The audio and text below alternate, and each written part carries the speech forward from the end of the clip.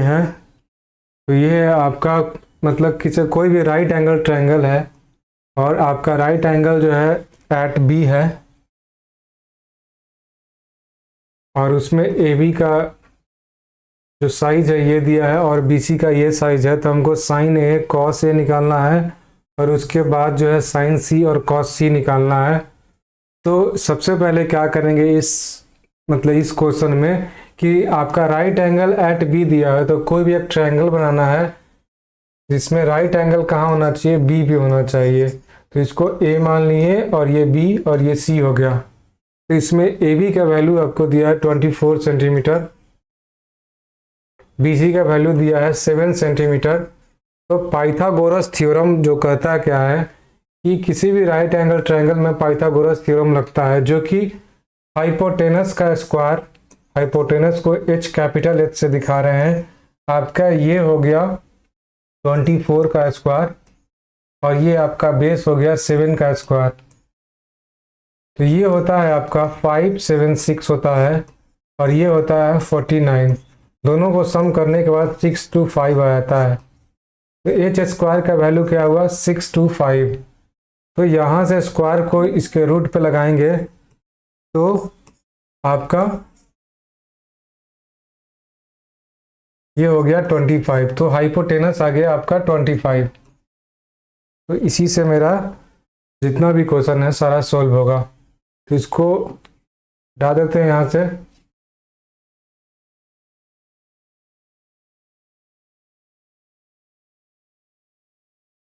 तो ये मेरे से पूछ रहा है साइन ए का वैल्यू क्या होगा। तो साइन ए, तो ये एंगल जो है ना मेरा, तो साइन ए निकालने के लिए सबसे पहले क्या होना चाहिए,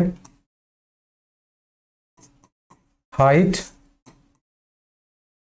और नीचे में हाइपोटेनस।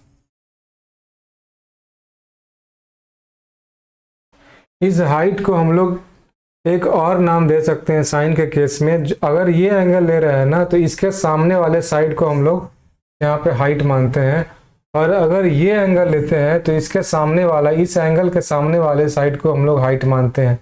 तो अभी मेरा एंगल ये है तो इसके सामने वाला ये है बी सी। तो बी सी का लेंथ कितना दिया है आपका 7 सेंटीमीटर। तो ये हो गया 7 सेंटीमीटर और हाइपोटेनस अभी निकाले हैं 25। तो ये हो गया आपका साइन ए का वैल्यू। उसी तरीके से कॉस ए में जो होता है ये बेस अपॉन हाइट होता है, बेस अपॉन हाइपोटेनस होता है।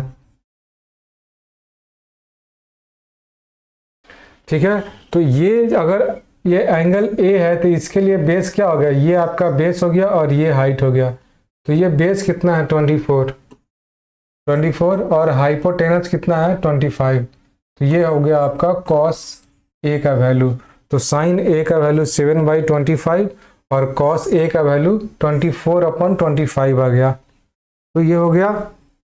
अब उसके बाद अगला क्वेश्चन है साइन सी। तो अभी बताया ना कि अगर एंगल चेंज होता है तो इसको पहले मिटा लेते हैं।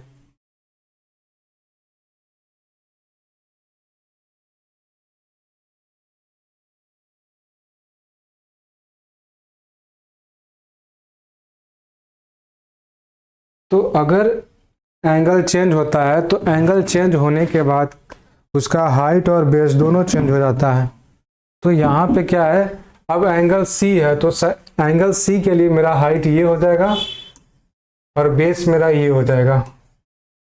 तो साइन सी का वैल्यू क्या होगा, साइन सी में बताए थे ना, हाइट और नीचे में हाइपोटेनस। तो हाइट मेरा सी के लिए ये हाइट है 24 और हाइपोटेनस 25। तो ये हो गया साइन सी का वैल्यू। उसी तरीके से कॉस का वैल्यू निकालना है, कॉस सी का। तो इसमें होता है बेस अपॉन हाइपोटेनस।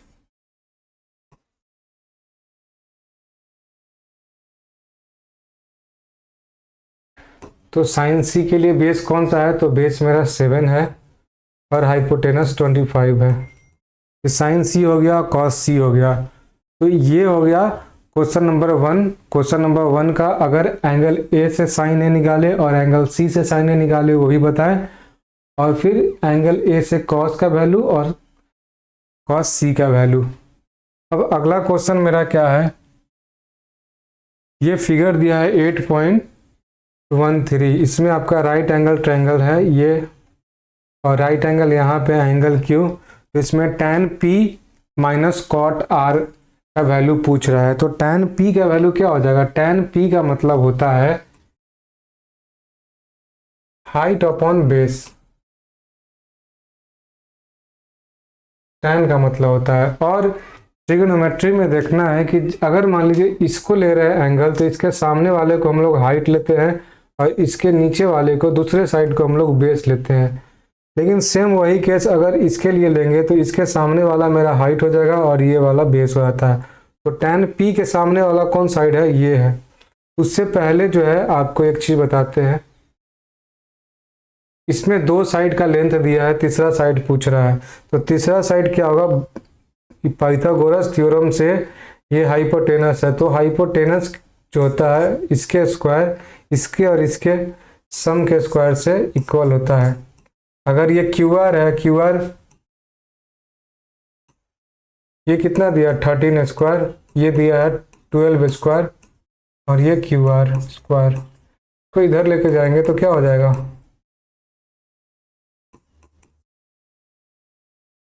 एक फार्मूला हम लोग पढ़े थे, A square minus B square का फार्मूला क्या होता है, तो ये होता है a प्लस बी और a minus B. Same formula से इसको इसमें यहाँ पे अप्लाई करेंगे तो ये क्या हो जाएगा 25 इंटू 1, तो QR स्क्वायर का वैल्यू आया 25, तो QR का वैल्यू हो गया मेरा 5, तो ये इसका वैल्यू आ गया 5। अब जितने भी है tan और cot का वैल्यू उसको फाइंड आउट कर लेते हैं।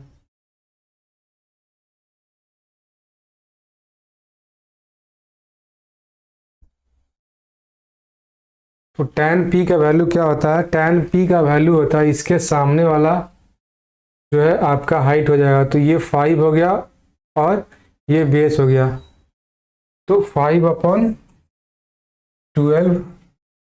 अब cot R है तो इसके सामने वाला हाइट और ये बेस, तो cot में क्या होता है, cot में होता है बेस अपॉन हाइट, कॉट में होता है बेस अपॉन हाइट होता है। तो ये कॉट R हो गया और इसका बेस क्या है 5 है, और ये आपका इसका हाइट हो गया, ये 5/12, तो दोनों सेम हो गया और दोनों का डिफरेंस 0 हो जाएगा, तो इसका वैल्यू क्या आया मेरा 0 आया। तो ये क्वेश्चन नंबर 2 भी हो गया। क्वेश्चन नंबर 3 देखते हैं। क्वेश्चन नंबर 3 में क्या कह रहा है,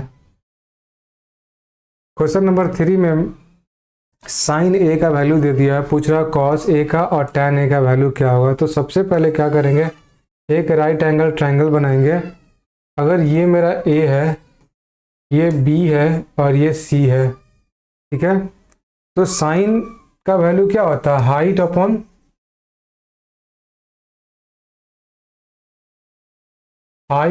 हाइपोटेनस होता है। तो ये आपको दिया है, तो अगर हाइट को 3x मान लेते हैं और हाइपोटेनस को 4x मानते हैं, तो ये मेरा 4x हो गया और ये 3x हो गया। तो इसको निकालने के लिए क्या करेंगे, हाइपोटेनस का स्क्वायर और आपको ये 3x का स्क्वायर और ये हो गया BA का स्क्वायर, ये आपको दिया है 4x, तो 4x क्या हो जाएगा 16x स्क्वायर, ये दिया है 9 स्क्वायर, तो 9 स्क्वायर हो गया और ये हो गया BA का स्क्वायर। तो यहाँ से क्या हो जाएगा 7x का स्क्वायर हो जाएगा और ये BA का स्क्वायर हो गया। तो यहाँ से BA का वैल्यू जो होगा आपका हो जाएगा √7x हो जाएगा, ये क्या हो गया मेरा √7x। अब आपसे कोई भी वैल्यू पूछे हर वैल्यू निकलेगा। कॉस A का क्या होता है बेस अपॉन हाइपोटेनस, तो बेस मेरा क्या है √7x √7x अपॉन 4x। तो ये क्या आ गया, √7 अपॉन 4 आ गया। tan a का वैल्यू क्या होता है, तो tan a का वैल्यू होता है हाइट अपॉन बेस। तो हाइट मेरा 3x हो गया और ये √7x, तो क्या हो गया, x कट करके √3 अपॉन में √7 है ना, रूट tan a का वैल्यू 3 अपॉन √7।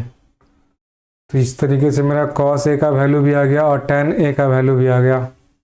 अगला क्वेश्चन है मेरा क्वेश्चन नंबर 5, cot a का वैल्यू दिया है।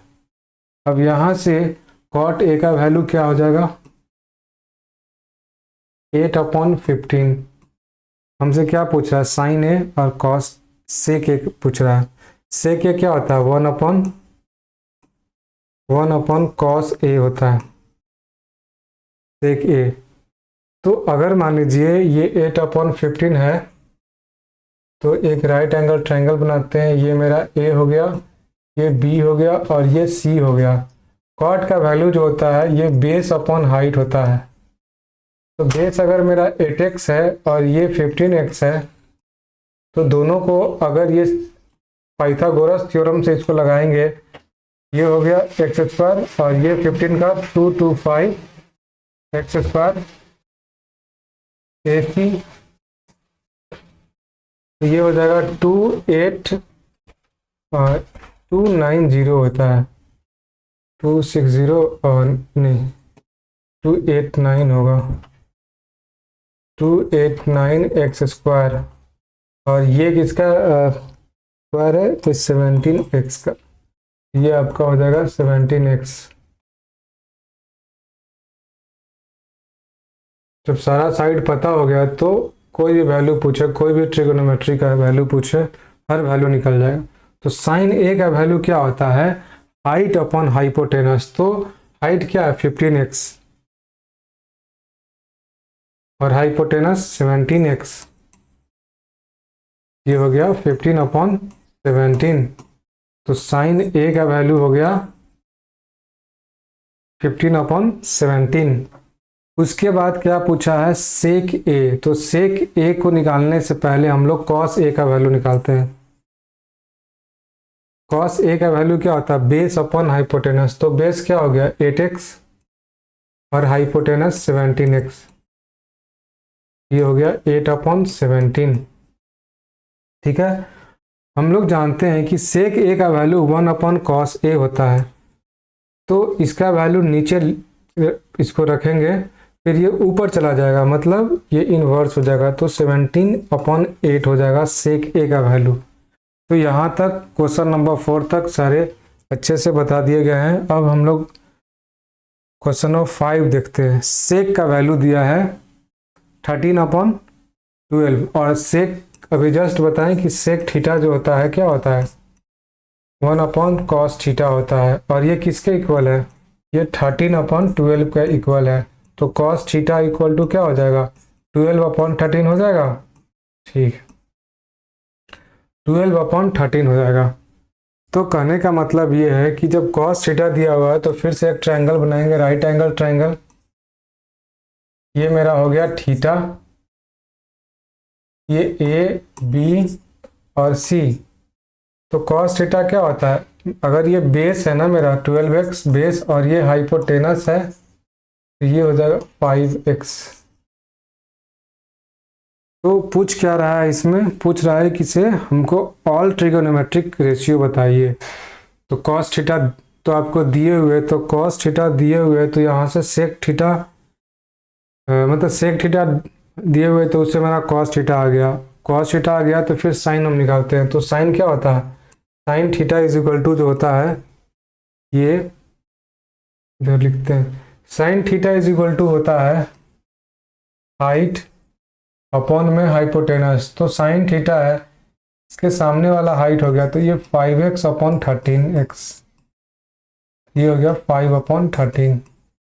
तो साइन थीटा हो गया। कॉसेक थीटा क्या होता है, इसी का इनवर्स। तो कॉसेक थीटा लिखिए 13 अपॉन 5। अब है हमको tan थीटा निकालना। तो tan थीटा जो होता है हाइट अपॉन बेस, तो हाइट क्या हो गया 5x और ये है 12x, क्या आया वैल्यू 5/12। इसी का इन्वर्स जो होता है कॉट थीटा, हो जाएगा 12/5। तो साइन कॉसेक आ गया, सेक, कॉस, टैन और कॉट। तो इस तरीके से बाकी सारे ट्रिग्नोमेट्रिक रेशियो निकल गया। तो क्वेश्चन नंबर 5 तक हो गया। अब आगे के लेक्चर में देखेंगे क्वेश्चन नंबर 6 से लेकर के, कितना है 6 से लेकर के 11 तक देखेंगे। तो इसमें आपको कोई भी डाउट है तो आप कमेंट सेक्शन में डाउट अपना लिख सकते हैं और उसको नेक्स्ट जो लेक्चर होगा उसमें आपको डिस्कस किया जाएगा। So thank you.